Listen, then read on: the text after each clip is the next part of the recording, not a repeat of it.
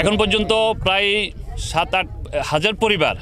নদীগর্ভে তাদের বসতবাড়ি এবং যে সরকারি স্থাপনা, স্কুল, মাদ্রাসা, মসজিদ এবং আমাদের বাপদাদার কবরস্থানও নদীগর্ভে বিলীন হয়ে গেছে। ইতিমধ্যে প্রায়